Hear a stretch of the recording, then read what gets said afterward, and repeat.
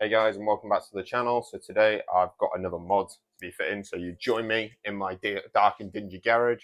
If you hear a lawnmower, my neighbour's just started a lawnmower, which is a bit annoying. So today I'm going to be fitting a BAF Motorsport K-brace. If you don't know who BAF are, they are a small independent company based up in Wakefield in Yorkshire. They specialise in K-braces, they make them all in-house. And they also do things like res deletes, they fit spoilers, they provide air filters, and a bunch of other sort of like motorsport things. So today is going to be a fitting video. I'm going to attempt to see how well this goes. To be fair, I'm not mechanically minded, don't trust my word, but if I can fit it, then anyone can fit it, really. So the things that you'll need today are the following. You will need this lovely K-brace provided by BAF Motorsport. Absolutely beautiful. I went for the black. I thought this would give it a bit of more OEM plus look. You can get it in other colours as well. They come in red, yellow, blue, white, black, etc. This isn't just for M240s and 2 Series. It also fits the M2 as well. But the good thing about BAF as well is they don't just do BMWs, but they do Audis, Mercs, VWs, etc. A load of different manufacturers. So on the list today, so obviously you will need your K-brace to fit this. You will also need a socket set. You'll need this to undo any bolts, and you'll also need it if you're going to be doing a riv nut by hand. You'll also need the bolts that it comes with, so that includes the brackets to slot the K-brace in, as well as all the little bolts and the riv nuts as well. You will also need a spanner set if you are going to be doing riv nuts by hand.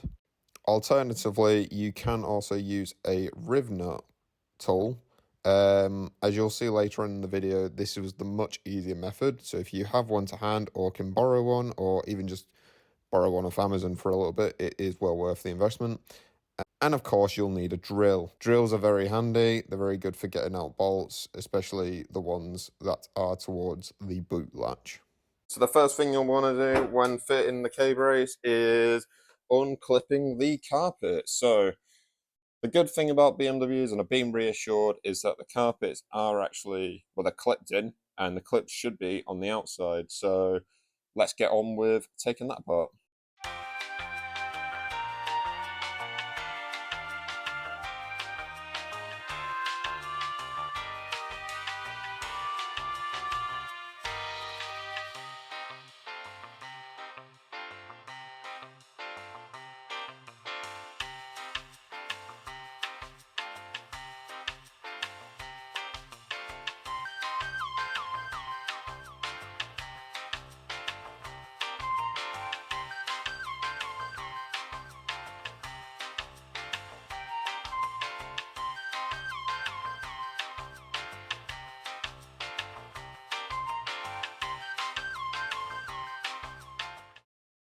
Now, I won't lie, it was quite tricky to get all the carpets out because there are a lot of clips that you have to think about.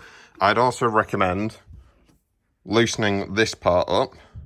So you just need to get your socket set and use one of the drill bits and then bring these out a little bit. You don't have to take them fully out, but it just gives you a bit more leverage when pulling that out. Another thing to remember as well is somewhere in here, if I zoom in, there is a cigarette lighter connector. Just make sure you unplug it before you rip the carpet out, because otherwise you're going to snap it. Okay, so I won't lie, the carpets were a bit tricky. The one thing you really need to remember is there are a lot of clips. The best thing I found was I loosened this part up, also getting the back seats down, trying to get that bit more leverage. As well as that, you also want to make sure that you get rid of the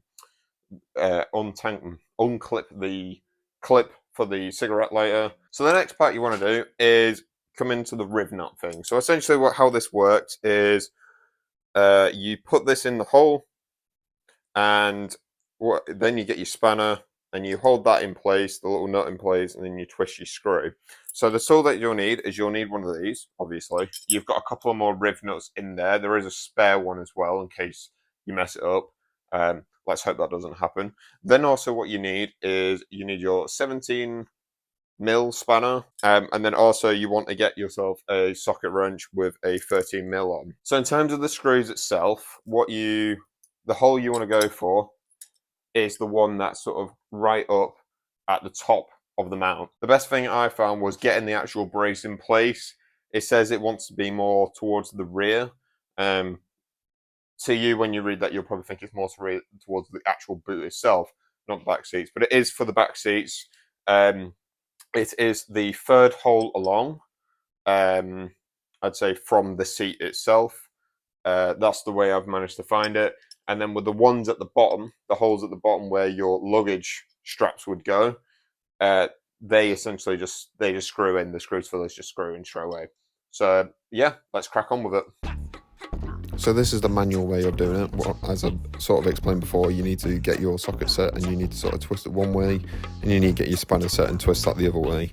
This is a very, very time consuming process, but one thing you need to realise is obviously you can get tools that do this a whole lot quicker, as you'll see in my next video.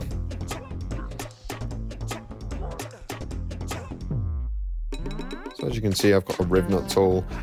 It makes the job a hell of a lot easier. You don't have to faff about with spanners and wrenches.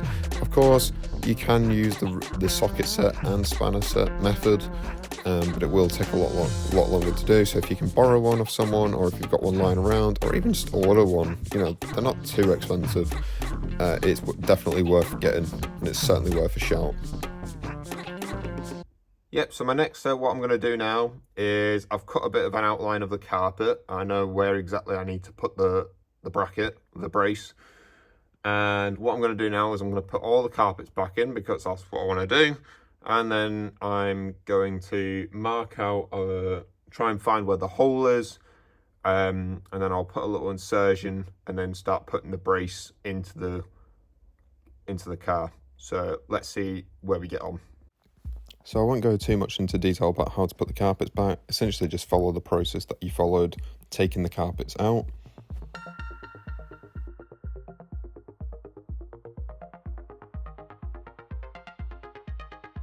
As you can see where I drilled the riv nut, I'm going to drill a small hole. I'll just show the aftermath because trying to film was a bit awkward.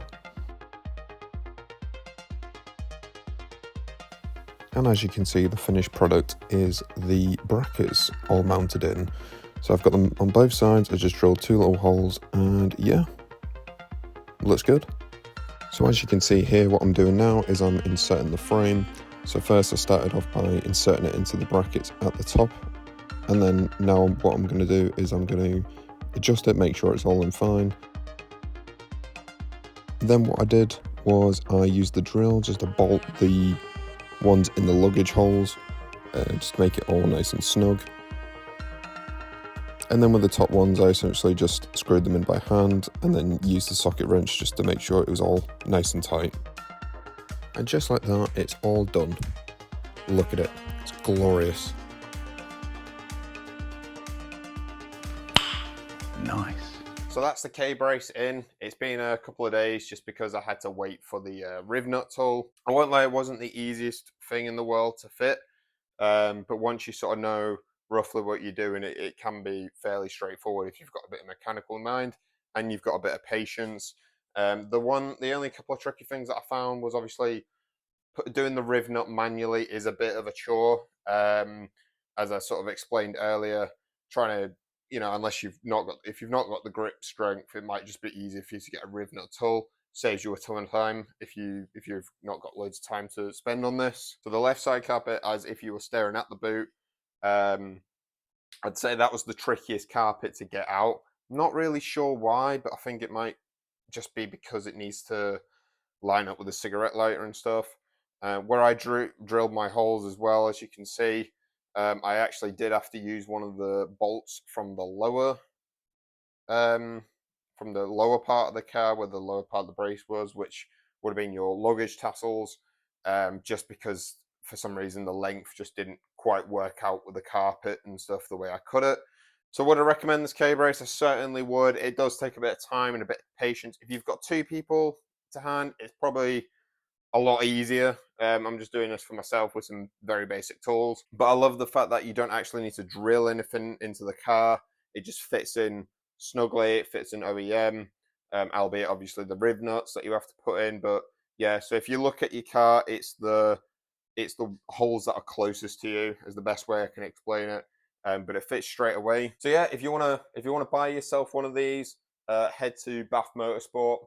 They're a really great team. They're really helpful. I did have some trouble with one of my local delivery drivers, and big shout out to Holly. She was able to sort it right out for me, and I got it the very next day. So I can't really complain about that. The price as well. The price is very good. 150 quid pretty much all in. So 150 quid I think is a bargain for something that's made in house, and it's from Yorkshire. Hey, big up Yorkshire. So yeah, if you want to get you one, I've put a link in the bio. I should also be getting a discount code fairly soon, hopefully. So as soon as I get that, I'll drop that in the description as well, and I'll put out a post as well just to remind you in case you are looking for one, and you want to hold off. It really benefits me as well, and yeah, and it'll be a great shout out. So yeah, if you haven't already, like and subscribe. Yeah, hopefully some more mods to come, really. But yeah, I'll see you next time. Thanks.